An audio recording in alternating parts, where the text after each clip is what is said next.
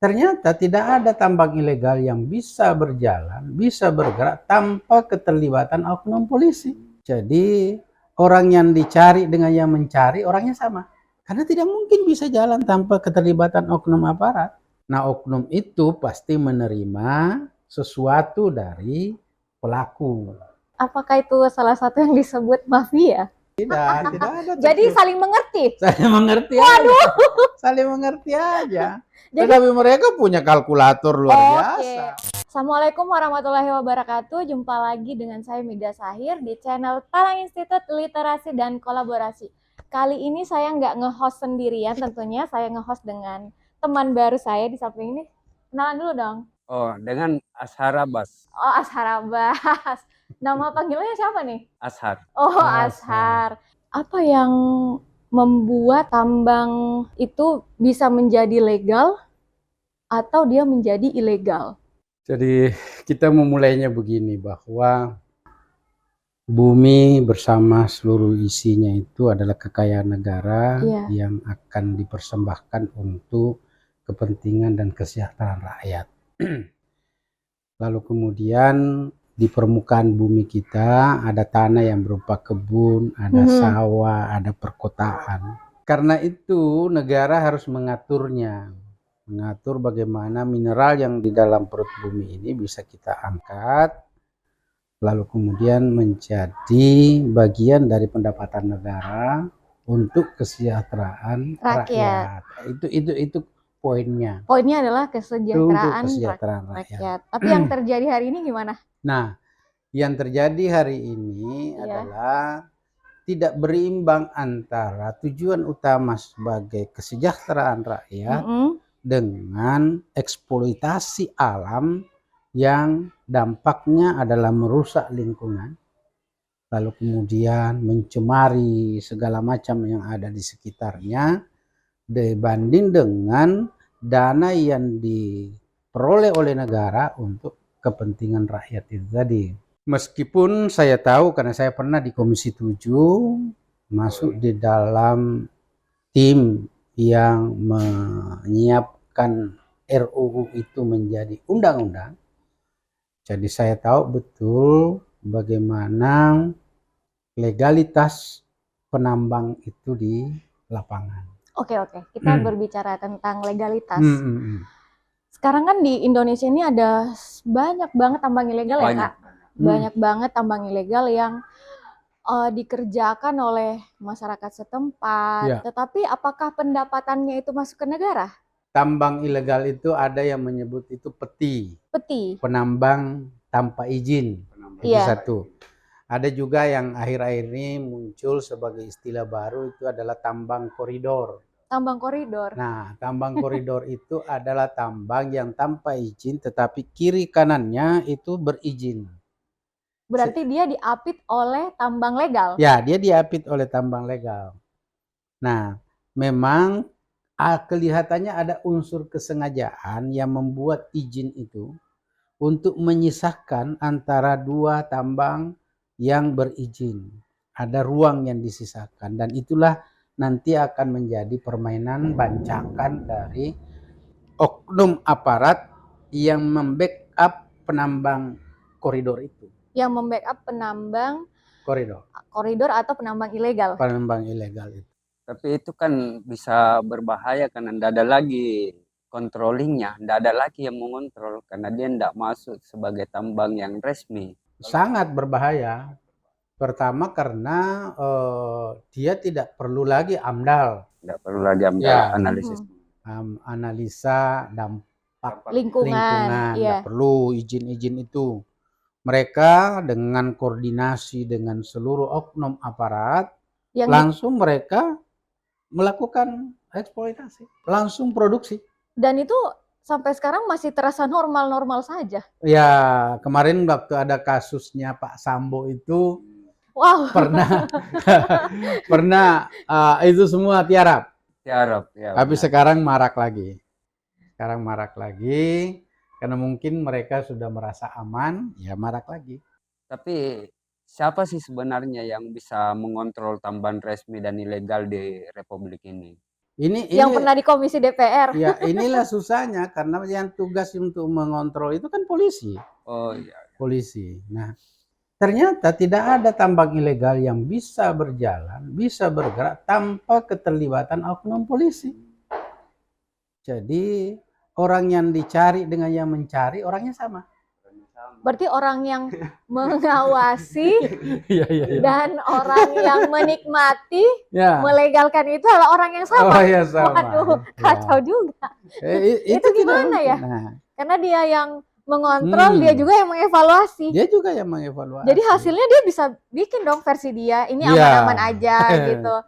Itu kan tambang itu kan tidak terdaftar di negara. Tidak terdaftar. Tidak terdaftar di negara, tidak ada RKAB-nya. Tapi aparat-aparat ikut menikmati. Ya iya, karena tidak mungkin bisa jalan tanpa keterlibatan oknum aparat. Dan itulah negeri Indonesia itu. Apakah itu salah satu yang disebut mafia? Iya, kalau kelas yang lebih besar mungkin mafia, tetapi dia mencoba membuat istilah sederhana di lapangan, itu adalah koordinasi namanya. Kok koordinasi? Kan Ya. dia yang nikmati. Koordinasi itu artinya ada orang yang menerima setoran, Iya. yang menerima setoran, dan orang itulah yang mendistribusi kepada orang yang dianggap berhak untuk menerimanya. Berarti ini terstruktur. Iya. Iya. Kerja kelompok ceritanya. Anda dari mana? Sulawesi mana? Saya Kolaka Utara. Kolaka Utara. Pasti Anda paham itu bahwa di sana itu ada 2 atau 3 oknum yang bermain di situ. Seluruh orang, tongkang mau bergerak, dump truck mau bergerak, ekskavator mau bergerak, Diawasin tuh. ya dokumen mau dikirim. Iya. Itu tidak bisa tanpa melapor kepada oknum yang itu tadi. Nah, oknum itu pasti menerima sesuatu dari pelaku penambangan. Karena ini ilegal, jadi dia wajib menerima itu. Karena ini ilegal. Ya kan? Karena tambang koridor kan? Tidak ada kata wajib. Tidak ada kata Memang wajib. sudah menjadi Bagian. aturan permainan mereka. Iya. Aturan Bahwa- itu tertulis atau tidak? Tidaklah. Tidak ada. Jadi tertulis. saling mengerti. Saling mengerti aja. Saling mengerti aja. Jadi- Tetapi mereka punya kalkulator luar biasa. Oke. Jadi Tongkang yang ukurannya seperti ini, kalau draftnya seperti ini, oh berarti sekian ton isinya. Sekian ton itu dikali dengan berapa kesepakatannya. Lalu kemudian diterimalah oleh oknum itu. Oknum itulah yang menyerahkan kepada mulai dari Jakarta, Kendari, lalu kemudian Kolaka Utara, sampai kepada kecamatan itu ada semua bagiannya. Nah, inilah yang Ngeri-ngeri. sebetulnya negara harus hadir di situ untuk menyelesaikan itu. Yang agak berat itu karena orang yang mesti dipakai untuk menegakkan aturan di lapangan justru itu yang bermain. justru itu yang membelokkan. Itu yang membelokkan. Itu soalnya. Tunggu. Ini cukup menarik kayaknya. Kan pemahaman saya ya Kak. Jadi ada tambang koridor. Tambang koridor ini kan dia resmi. Oh, tidak Nah, resmi. Tidak resmi. Enggak resmi. Jadi dia berdiri diapit oleh tambang resmi. Tambang resmi. Tambang legal. Berarti aparat ini sebenarnya ditugaskan untuk menjaga yang tambang yang resmi ini, yang legal, Betul, yang ya. diakui oleh negara. Lalu tiba-tiba muncullah tambang koridor atau tambang ilegal. Ya. Nah disitulah mereka memainkan ini. Iya. Seperti itu. Di tengah itulah dia bermain, lalu kemudian tambang resmi yang ini. Dan apakah aparat ketika ditugaskan untuk menjaga yang legal ini itu dapat dapat honor khusus karena itu penugasan langsung dari atasan, atau dia hanya gaji saja sebagai aparat? Ya sebetulnya sih normalnya dia terima gaji saja Iya. sebagai aparat negara. Dia kalau umpamanya pangkatmu PL2, Iya. seperti ini pangkatmu Kombes, Iya. sekian gajinya, sudah ada aturannya itu. Tetapi di lapangan tidak seperti itu. Oke, kita berbicara karena ini udah bicara lapangan, udah banyak lah ceritanya Iya, gitu. iya. Jadi semestinya aparat ini bekerja sesuai aturan yang ditugaskan. Harusnya. Harusnya kan? Iya kan? Iya. Tapi karena mungkin dia ngerasa ih capek lah aku kerja jagain ini cuma dapat gaji doang, udahlah bikin aja lah ini tambang koridor, seperti itu mungkin canda-candanya. Nah yang jadi soal itu mestinya kan ini sensitif yang tambang resmi nih. Iya. Ya, ini sampingnya juga ada tambang seri. Kalau di antara di selahnya itu, itulah yang itulah, sedang bekerja, mestinya ini kan sensitif. Sensitif harusnya. Saya kok tersendat-sendat kerja saya, terlalu banyak harus mengusung dokumen sebagai prasyarat untuk saya berproduksi, untuk saya menjual, mengirim produksi, tapi kok tiba-tiba ada di tengah ini tanpa dokumen dia bisa berjalan. Mestinya sensitif. Mestinya sensitif. Nah, tapi ini juga tidak bisa bergerak. Tidak bisa menyentuh karena karena ada backup di situ. Kalau dia mau berkoar, semakin terlambat dia punya produksi.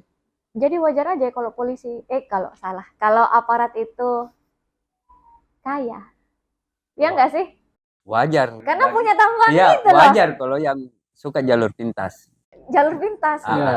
Tapi masih ada loh aparat yang jujur, jangan salah. Iya, ada pastinya, masih banyak. Mungkin yang enggak ditambang, ya enggak? Iya. Tapi saya menemukan polisi yang jujur. Ada banyak. Polisi yang jujur, tapi yang tidak disiplin. Tapi tidak bertugas di tambang mungkin. Ada juga yang di sekitar situ yang memang tidak mau terlibat kalau hal-hal yang tidak sesuai dengan hukum. Tapi nanti kalau dia nggak mau ikut itu, nanti dia dialihkan tugasnya, nggak lagi ditambang. Ya, ada sih yang seperti itu, ada yang seperti itu. Kasian berarti kira-kira cerminan pengelolaan tambang hari ini adalah seperti ini. Seperti itu. Nah, yang jadi soal itu ketika tambang koridor ini yang tidak punya dokumen, termasuk AMDAL tidak punya, sehingga tidak ada kewajiban untuk melakukan reklamasi. Betul. Maka menjadi rusaklah lingkungan itu tanpa ada controlling. Pokoknya jadi kubangan aja.